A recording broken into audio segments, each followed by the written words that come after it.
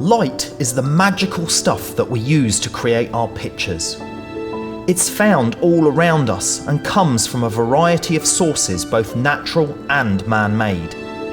It also comes in many forms and colours, each one affecting the atmosphere of our pictures differently. To help us understand light, I have broken it down into 4 main categories: transmitted light, reflected light, soft light, and hard light. Hard light comes from any light source that is apparently small. Now, the sun on a clear day is a prime example. Now, we know the sun's not actually small, but it appears small because it's so far away. And it acts like an extremely bright but small light bulb in the sky. Soft light comes from any light source that has a large apparent surface area. Now, a great example of that is like the light we've got right now. And that's where the sun is shining through an overcast sky or a large blanket of cloud. And that large blanket of cloud has now become the large light source. And that large light source is what's giving us the soft light. The characteristics of hard light are that it has a very high contrast. Because of that high contrast, it gives very sharp, hard-edged shadows. It also has a certain sparkle and sharpness to the light because of the high contrast. And it also reveals texture very strongly if the light source is at the right angle. Whereas soft light is very low in contrast and hardly gives any shadows at all. In actual fact, if soft light is used incorrectly, it can look quite dull.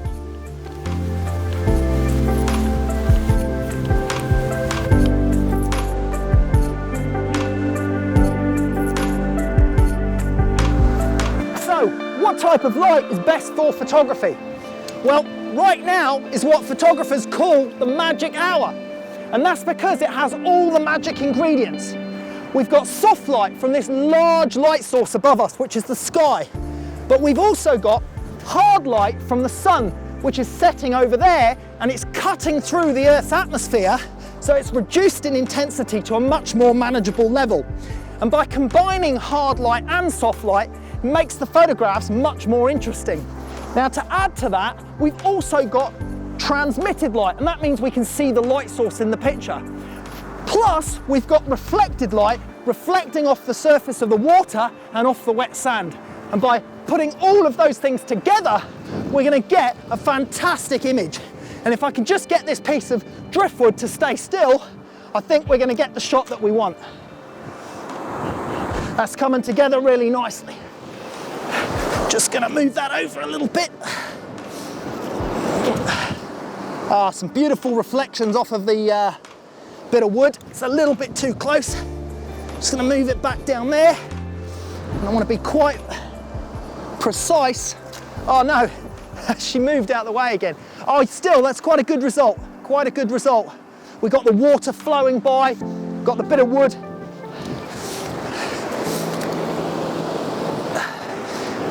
As you can see, sometimes you need to get your feet wet to get the best shot.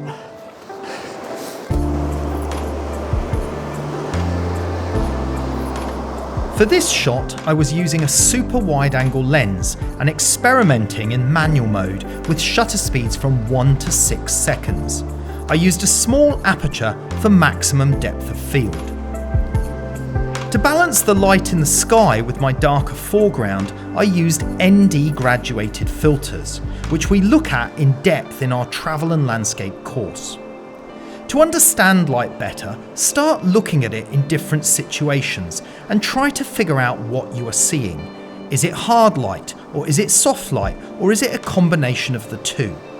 For the best light, try to shoot at least half an hour before and after sunrise or sunset. If the weather conditions are right, then this will usually be the most attractive light of the day.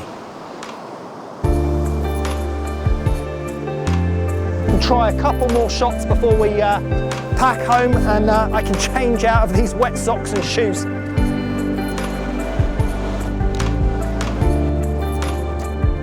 Fantastic.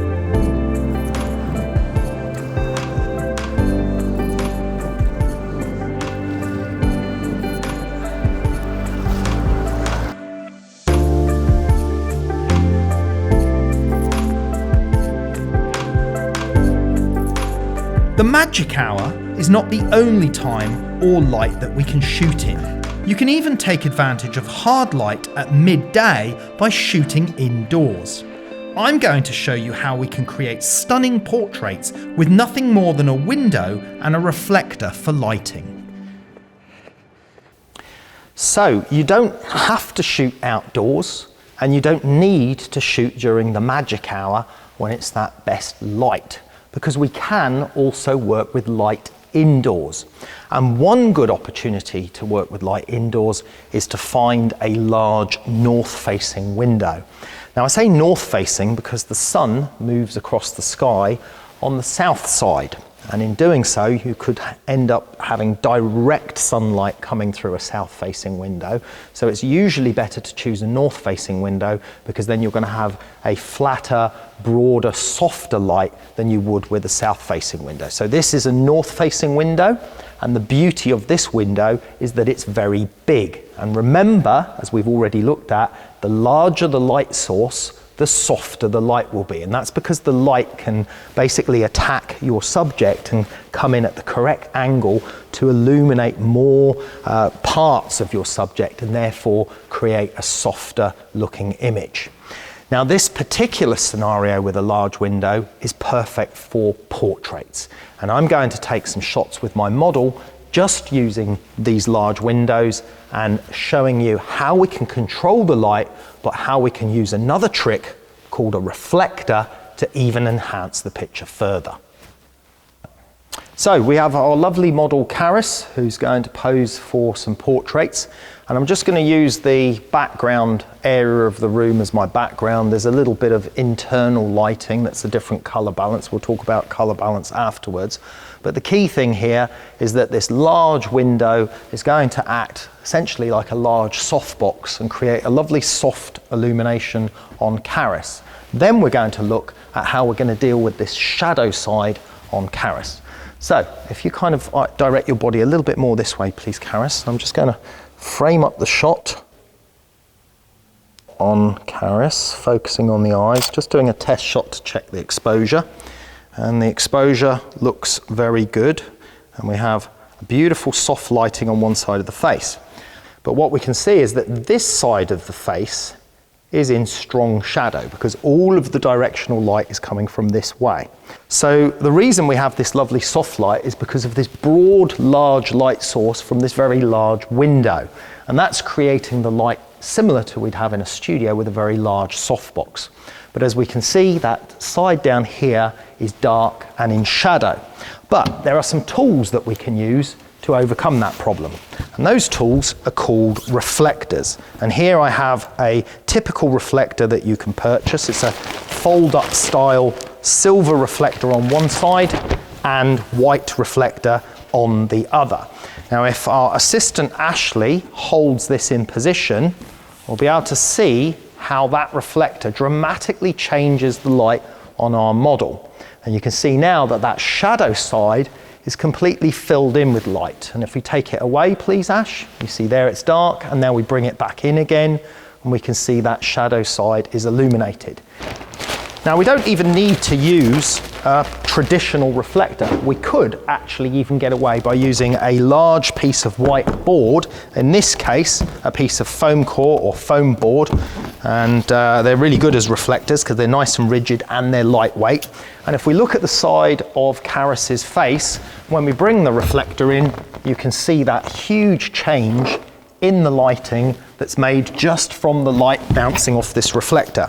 So essentially what's happening is the window light is hitting this white board, and then that light from that reflector is bouncing onto the shadow side, and that can dramatically improve the portraits. So let's take a few shots with the various reflectors and you can see the differences. Let's start with the silver one first, please.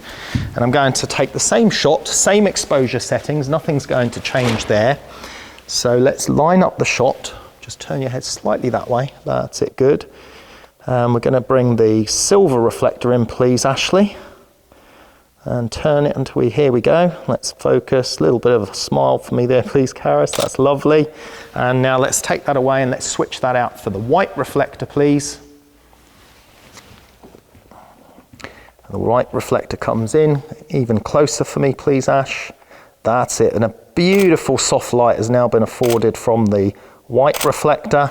And here we can see that lovely soft light on this side with the white reflector, and then one with the silver reflector, and then with no reflector. So you can see the huge difference that the reflector is making on each shot. Okay, now we've concluded those examples, we're going to move over to some of the seated area and try and capture a nicer, more dramatic portrait. Let's head over this way, please, Karis. And Ash, if you could bring the reflectors.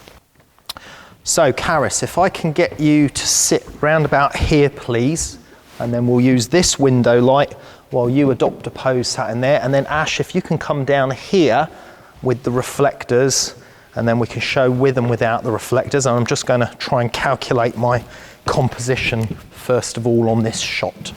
So if you can just adopt a relaxed pose, make yourself look very elegant. That's it, good. That's beautiful, right? Let me just keep that there. Now I'm just framing up the shot at the moment so that the darker area is behind Karis. There is another window further down, which may just come into my shot, but I don't want that to overlap Karis because I want to show you the window light on the skin and on the face, and then with the reflector. So we're going to use the darker background behind Karis for that. So I'm going into position here, lining up my shot. I'm just going to do a test with no reflector at all to begin with, and just work out the exposure. Let me just do a test on that first. Let's see what exposure setting we need. If you could just make your pose a little bit more relaxed, you're almost a little bit too upright, so maybe you can just sort of, yeah, that's it, good. Lovely with the hands, that's nice, lovely. Keep that together for me there, beautiful. Let's do a test shot there. So on this first shot, we just have the window light only and no reflector. Let's now put the reflector in, and I'm going to get Ash to come in as close as I can before she comes into the shot. She's in the shot now, so she needs to pull back a bit. Pull back a little bit more, please, Ash. Keep coming. And that's it there. Now I reframe the shot and we shoot now the reflectors in there. Let's take another and another. Lovely. And let's just move back a little bit further to show how the reflector changes. So now as we move further back and we stop there, the amount of reflected light will become weaker. So you can basically use your reflector at different distances to actually change the exposure that's coming into the shadow side. Let's just go to the silver reflector, please. Start a little bit further back, please. That's it, good, beautiful. Let me shoot there. Now I'd like you to move right back this time, please, Ash. One thing that you will find with silver reflectors is that whilst if you move further back, you will lose light with a white one. Silver, because it's shinier, can actually bounce more light back, so you can work with them from a further distance, but you will have to get the angle right. And it's quite a good idea to actually ask your model or subject to check the angle for you. So if you tell me, please, Karis, when... Yeah. Okay, there's the maximum on you. Great, so let's do a test shot on that one. And looking at me, please. Lovely. Just angle it again. Yeah. There it is, that's it, beautiful. No, it's lost it again. There it is, it's back again, beautiful. And shoot, lovely. Okay, so we can see there the results. Let's take a look at the results with those various amounts of reflection at different distances from our subject. Right, so those examples have shown us how various reflection into the shadows can help us with our lighting. But earlier I mentioned the colour of the light, and this is also something very important for photography.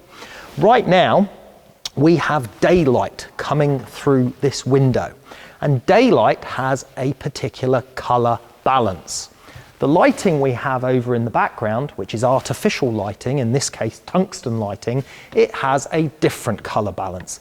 And it's very important to understand those differences in colour balance, because in one lighting condition the light may be bluer, and in the other lighting condition it may be more orange and warmer.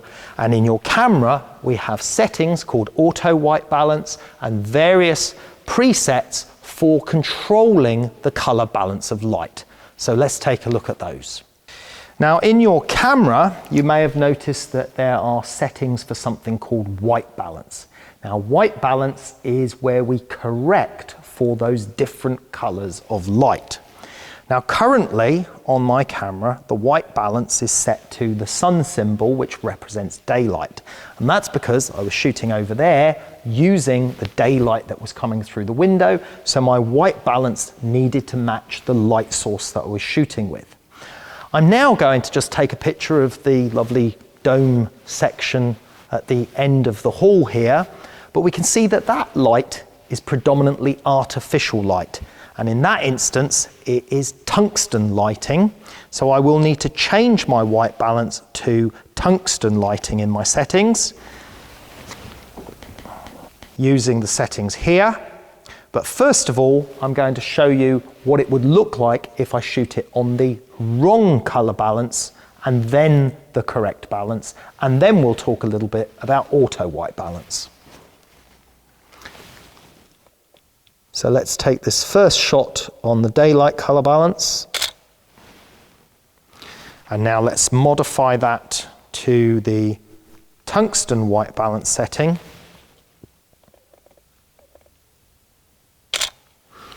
And there we can clearly see the difference between the two color balance settings. Now, sometimes it's a little bit difficult to remember what is the appropriate color balance setting to use. So, cleverly, camera manufacturers also have the feature of auto white balance. And if we use auto white balance, the camera can usually recognize the light, interpret the color of it, and modify the color balance for you accordingly. It's not always 100% accurate, so you can still select the color balance if you know the lighting color that you're working with. Earlier, I also shot our model with the two different color balance settings. And you can see here, by using the daylight color balance, the colors look natural because it was daylight that was our light source. However, when I selected tungsten as the color balance, the image ends up looking too blue. In this graphic, you can see how our color temperature ranges from very warm to warm, neutral, and cool. Neutral color balance is around 5,000 to 6,500 Kelvin on the color temperature scale. Our color balance settings that are presets in the camera range from things like tungsten, which is a warm colored light, to fluorescent, which is a kind of greeny color light, and then through to daylight, flash, cloudy, and shade. Cloudy and shade are a colder colored light, whereas daylight and flash are what we call neutral color balance. You can actually change the color temperature using the Kelvin settings in your camera, or you can just use auto white balance and let the camera take care of it for you.